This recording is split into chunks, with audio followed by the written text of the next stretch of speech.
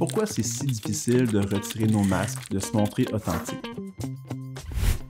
Les êtres humains, on a vraiment besoin de se sentir acceptés, de se sentir accueillis. C'est profondément inscrit dans nous. Si je remonte il y a plusieurs centaines de milliers d'années en arrière, à l'époque de la préhistoire, être exclu du groupe, ça équivalait pratiquement à une condamnation à mort, tellement on avait besoin les uns des autres pour survivre. Donc, ça vous donne une idée à quel point c'est important. Puis aujourd'hui, des fois, on a tendance à l'oublier. Puis si on vit dans un monde qui est axé sur l'image, axé sur la performance, qu'on ajoute à tout ça les médias sociaux qui nous donnent souvent une version idéalisée de la réalité, bien, c'est facile d'imaginer que si on se montre sous notre vrai jour, si on se montre vulnérable, ça se peut qu'on se fasse juger, ça se peut qu'on se fasse rejeter. On a peur de tout ça, alors qu'est-ce qu'on fait? Bon, on se développe une identité, dans le fond, ou une image pour être capable de fonctionner. Mais je ne demanderais pas aux gens d'enlever leur masque comme ça en claquant des doigts. Des fois, j'ai une image qui me vient en tête. Là, je ne demanderais pas à un gardien de but de retirer son masque pendant un match s'il y a des rondelles qui arrivent vers lui à plus de 100 km/h.